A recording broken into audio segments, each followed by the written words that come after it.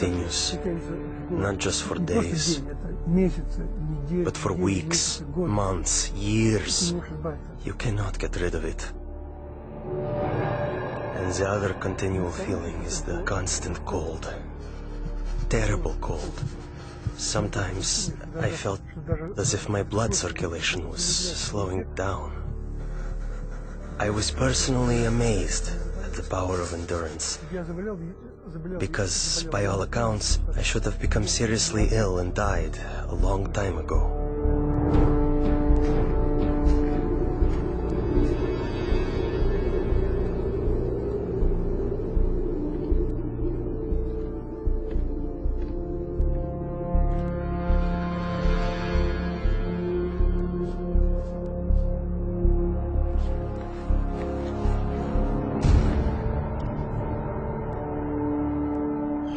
One night, I was thrown into a cell with a broken window.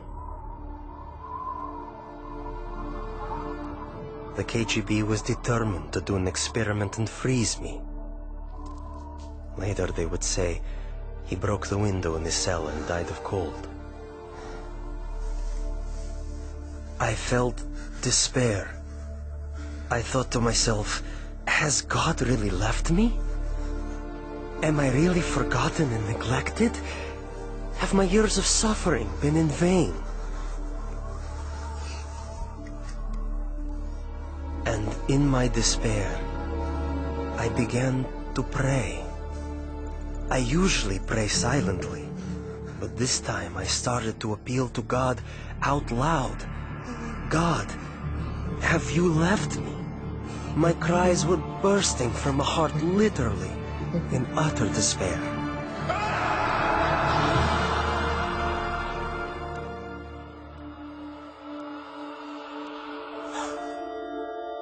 One night I had a dream. In my dream, I was told to pray for Alexander. I had no idea who Alexander was. But I told my church, and we began to pray for him.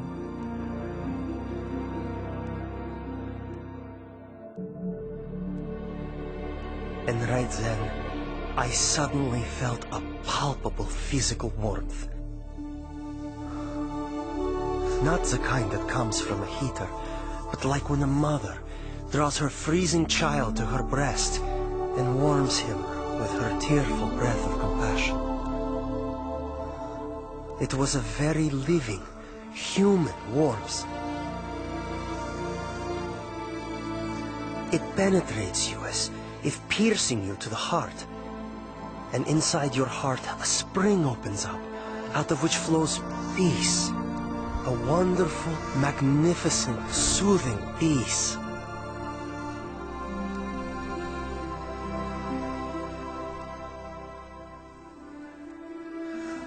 I felt a very loving, brotherly touch. Someone's caring hand touching my shoulder. I actually felt it. And this gesture represented the words, "You are not alone. You are not abandoned. We are with you. We are sharing your suffering." This warmth was the energy God gave me to feel physically the heat of prayer with my own skin, my own being. As if the prayers converted the energy of love into the energy of warmth.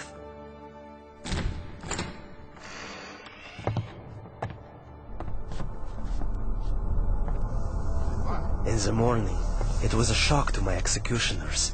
They couldn't understand. I wasn't simply alive, but my temperature was the same as that of a normal person. I heard the doctor explaining to my executioners in the corridor, "This is impossible. We can't explain it." About 6 months later, we received a letter from Open Doors to pray for Alexander. And we finally found out who this Alexander was.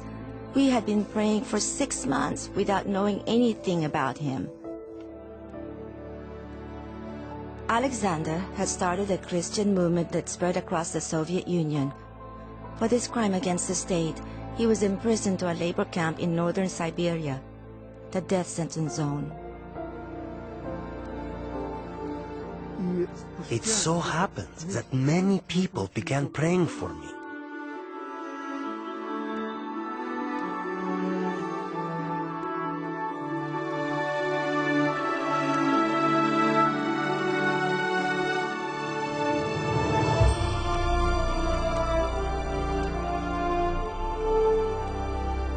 And that was exactly when they released me.